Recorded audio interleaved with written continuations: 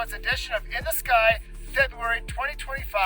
I got a special guest here. This is my son, David, and he's got his scope. David, what do we got? We got a SVX 102 right here. Yeah. We just got it set up, so let's have some fun with it. Yeah. Right on. Are we doing astrophotography or visual tonight? Astrophotography, if not visuals. All right. Yeah, so we got the 102. We got a field flattener on there. It's a fun little setup. We got SLR, right? Yes. So we'll use a digital SLR tonight. We're gonna just have some fun. It's February. It's cold, but you know what? This is what's great about astronomy, is sharing it with our friends, our family, and just getting out and enjoying these beautiful skies. And, in February is great because you have your winter constellations. You have Orion right here, Gemini, Canis Major. And what's great about this time of year too, especially in 2025, we've got a lot of planets. And we've got Venus, and we have Neptune and Uranus and Jupiter and Mars. Mars is still putting on a great show. So let's talk about what we got going on this month. What's up, Stellar Crew?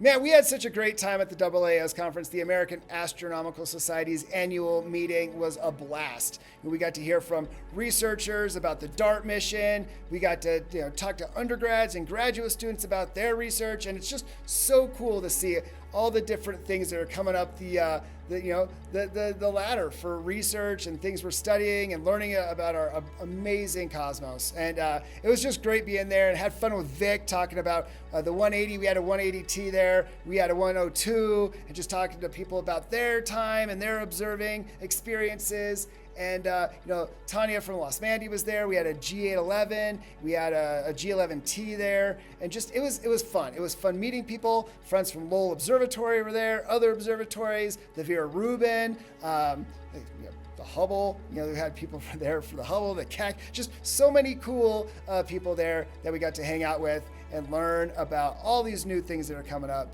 So, it was great just seeing other vendors there too. We were there. Finger Lakes with their camera was there, and our friends from Chroma was there. The filters they're making is great. So I actually got to hang out with them and talk to them a little bit about their filters and did a little video. So check out this video with me talking to Chris from Chroma and talking about their company and the filters they provide. So yeah, enjoy.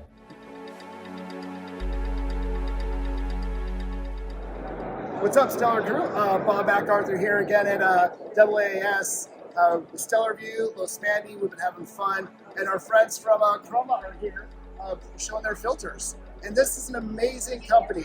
They are out of Vermont. They're a U.S. company. They're employee-owned. And they make some amazing filters for astronomy. And what do you got going on? Well, appreciate that introduction, Bob. And we really enjoy working with Stellarvue. You're an amazing company as well, making some very high-end product. I suppose one of the things I want to put out there is why Chroma is such a good fit for the astronomy community. Absolutely. And this might be a little bit of a long story, but I'm going to go back to the beginning. Let's do it. Yeah, absolutely. It's kind of instinctual for us. So the founders of our company started because they believed they had something special to offer the microscopy community. Right. Microscopy also what? Well, that community requires spectrally precise filters. It requires filters that have great image quality and pristine coatings, so nice, clean, cosmetic surfaces. Also, a microscope is effectively a telescope pointed downward instead of upward.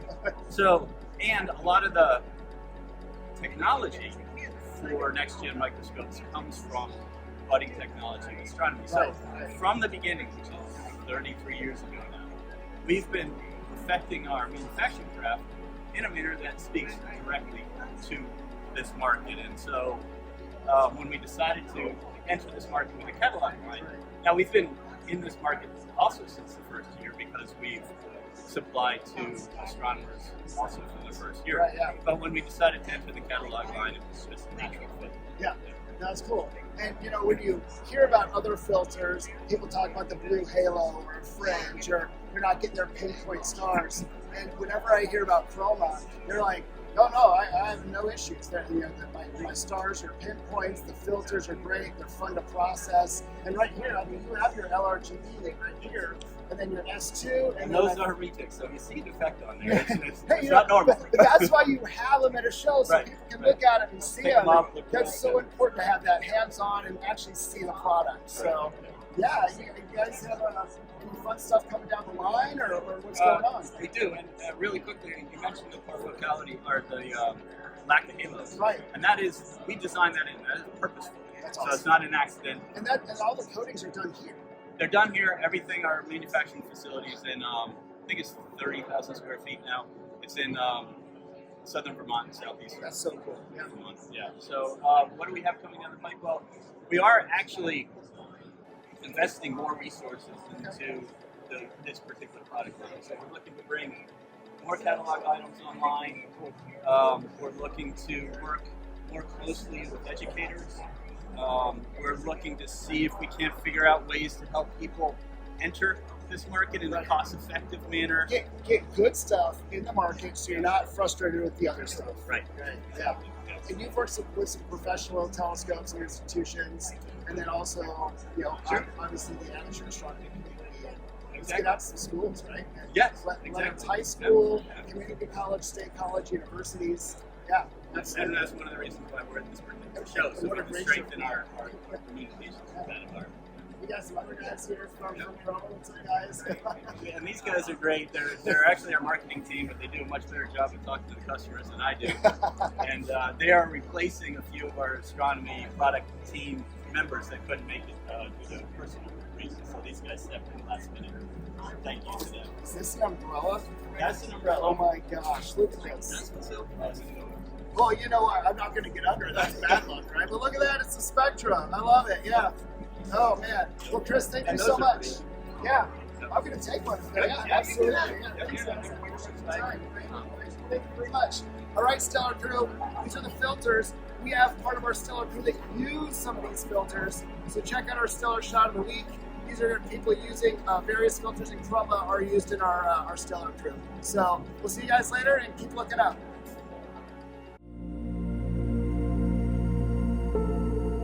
All right, everybody, let's get to it and talk about what we got going on in the sky for February 2025. It starts out great with a nice Moon-Venus pairing. So after sunset on February 1st, you have that nice waxing crescent moon hanging out there with Venus. A couple days later, the waxing gibbous moon is going to be up near the Pleiades. Not as cool as last month where the moon passed over the Pleiades, but still a really nice pairing. On February 6th, the moon moves a little bit further up towards Taurus, and it's going to make a really nice line with Jupiter and Aldebaran. So check that one out for sure. Now, February 9th, this is going to be cool. You're going to have the waxing gibbous moon, Mars, Castor and Pollux, the two brightest stars in Gemini, all hanging out up in the sky. Now, if you are in parts of Northern Europe, Northern Asia, I think even Greenland, you're going to get a Mars occultation. You're going to get to see Mars pass in front, or the moon pass in front of Mars. Actually, what was really cool last month in January, when we had the Mars occultation, Vic and I were at the AAAS conference. Tanya from Los Mandy was there, and we were hanging out with some folks from NASA, and we had a SVX 102 set up out in front of the hotel, and we watched the occultation with some of the participants from the conference. So that was really fun to watch. We had actually really good weather for the occultation. It was great. So anyways, sorry. Occultations are great. So if you're in that area, check it out for sure. February 12th, the moon and Regulus, the brightest star in Leo, are going to make a nice little pairing. So the moon will be about full. So a big bright moon. Here we go. So February 17th, the waning gibbous moon comes within a degree of Virgo. Spica, brightest star in Virgo. So now we're seeing the moon kind of move from planets, and as we move into the late winter and spring sky, we're going to see the moon move in with some of the brightest stars along the ecliptic. Regulus and Spica being some of those. And then later on in the month, on February 21st, you'll see the waning crescent moon and Antares, the brightest star in Scorpius. So we're starting to see those summertime constellations come up right before sunrise. So that means warmer weather is coming. On February 24th, if you're up for a challenge, just after sunset, low in the west, Saturn and Mercury are going to be within 1.5 degrees apart. Now, this is going to be a challenge. You got to have nice, clear skies, kind of flat skies looking out to the west. Saturn's going to be kind of washed out, so you might be lucky enough to get both of those in your scope, or at least be able to see them with your eyes there. So check that out.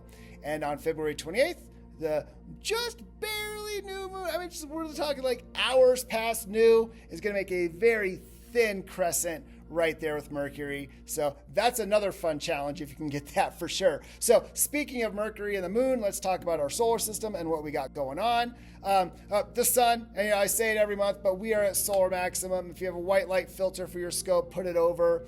Again, if you're going to view the sun, make sure you are using proper filters with your scope, because we want to keep our eyesight so we can enjoy this hobby for a long time, right? Planets, we got them. I mean, it is crazy planets like just this month, Mercury and Venus. Neptune's getting a little, Mercury, Venus, obviously look down, you're on Earth. Mars, a month past opposition, still putting on a wonderful show. Look at that picture of Mars that Barry got there with his SVX 180. Mars is great, and I've had some great seeing. I've got some good views through the 152. So Mars is hanging in there.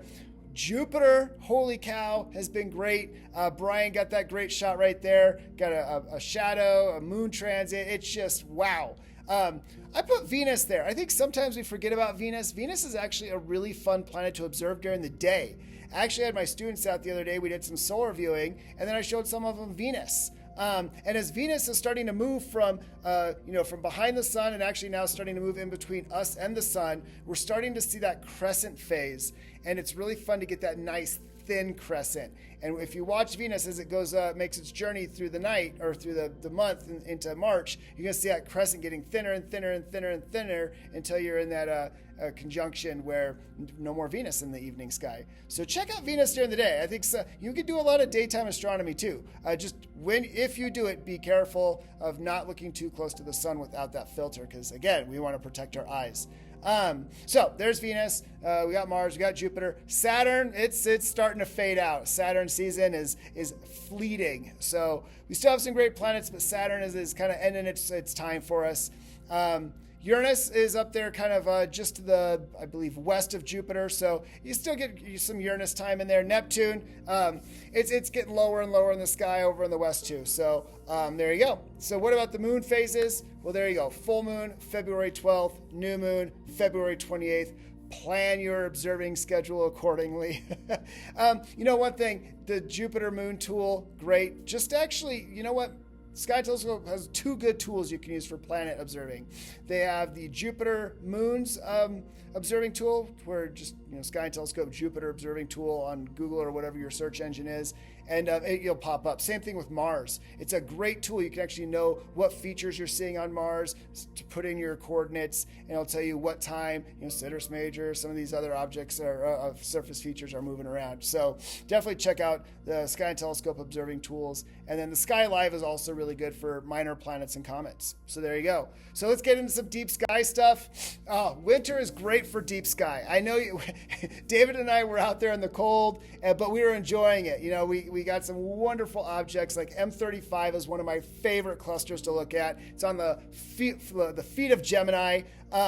We got the Christmas tree cluster is great too. Now I'm going to talk about the Christmas tree cluster twice because it's got a great nebula and a great cluster. So NGC 2264, the Christmas tree cluster up there in Monteceros. It's fun. It's a cool little cluster.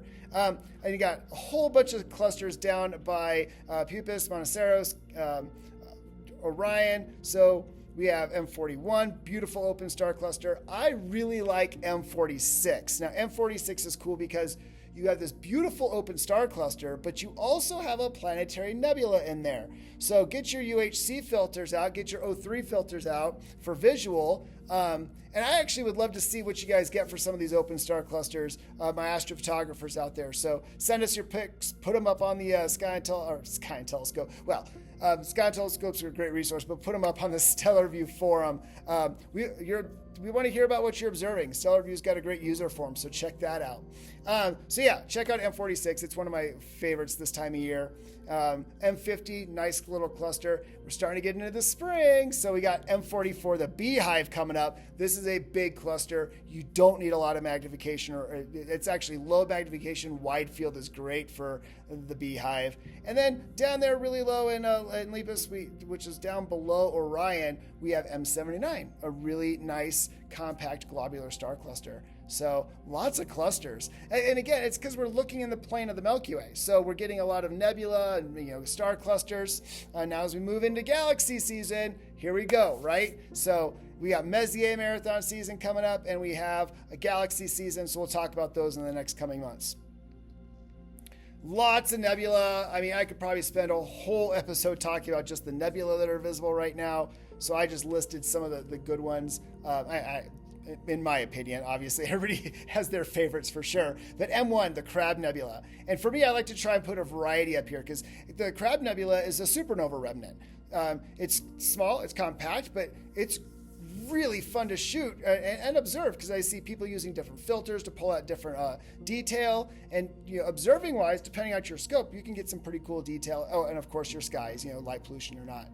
M42, the Orion Nebula, just going to keep that one up there for visual, astrophotographer. It's a phenomenal nebula to check out. Same thing with the Horsehead. Now, if you're a visual observer, the Horsehead's a little bit different. I really do like trying an H beta filter when observing the Horsehead. It does help kind of pop it out a little bit. You have the Rosette. David and I did get some shots of the Rosette, so he's having some fun processing that one. The Rosette Nebula is cool because it's one of those as the nebula, and then also the star cluster in the middle. Got a little reflection nebula up there in Orion, M78. The Flaming Star Nebula up there in Auriga. And then you have Thor's Helmet. I saw Thor's Helmet for the first time a couple years ago and have really just enjoyed this nebula. It's a fun one for sure. And I had to throw the Dolphin Head, throw some obscure objects in there, get out of the M. Messier catalog or the NGC catalog or the Caldwell catalog a little bit. So definitely cool picture there. And like I said, there are so many different nebula this time of year, and I'm sure you have your favorites too. So here's just a fun little list, right?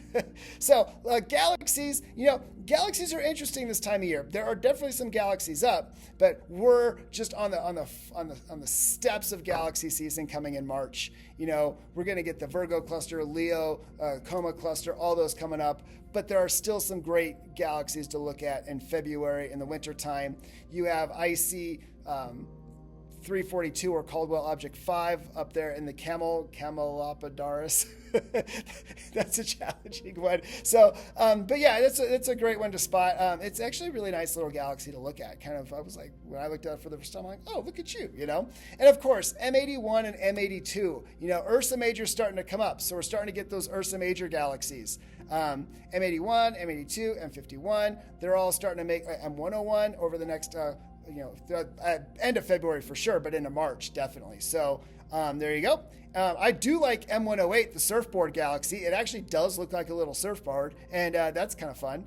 And NGC 2403, like our picture right there, up there in Camelopardalis, the camel. There we go. Some of these constellation names are fun, right? So check out NGC 2403, and then we'll just right there, early spring galaxy up there in Cancer. If you can tell, I'm thinking warm thoughts, spring, right? After that night of observing with David, holy cow, it was cold. So NGC 2775 or Caldwell Object 48. Check out that spiral galaxy too. So yeah, it's a great one. So lots of galaxies there. You just gotta hunt for them, and there'll be a ton here in a month or so. And as always, I gotta end it with our binaries. These are some of my favorites right here. I really do like Zeta Canceri up to Tegamine up there in Cancer. I looked at this one for the first time when I had my SVX 127, and I was shocked that I had good seeing. This is a triple star. You'll get the two components pretty quick, but if you have good seeing and you can zoom in about 200, 250 times, the primary star has a really close component. And my SVX 127, boom, split it with no issues with great seeing. The 152, Yeah, it's a fun binary, actually multiple star to look at. You got Kappa Geminorum. Get in there, check out this one. This is a fun one to look at, new on my list.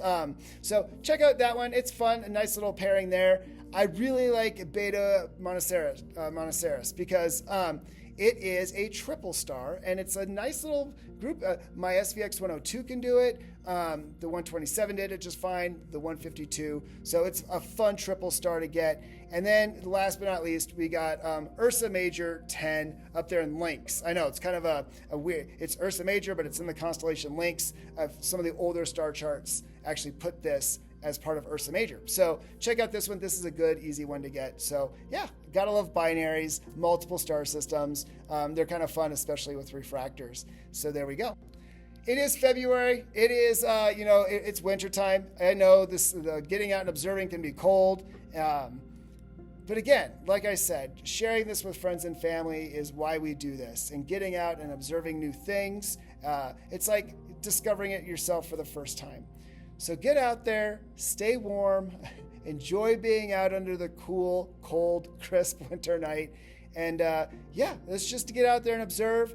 We had fun at the AAS conference. Vic and I and Tanya from Los Mandi, we're hoping to bring you some interviews with Vic here with next month's issue of What's Up with Vic. So we'll talk about just kind of the AAS conference a little bit and what we did there. And yeah, it's a blast getting out to these star parties. I know Vic's going to try and get out to some star parties. I love getting out there and doing public education and things like that. Sometimes I understand when it's cold, it's hard to get out. Even if you can get out for just a few minutes to look at Jupiter or Mars or your favorite nebula, it's a great way to refresh, especially after a busy day. So get out there, observe, tell us what you're looking at, get on the user forums, like and subscribe to the Stellarvue YouTube channel, because we are a stellar crew and a stellar family. So get out there, observe, and keep looking up, everybody.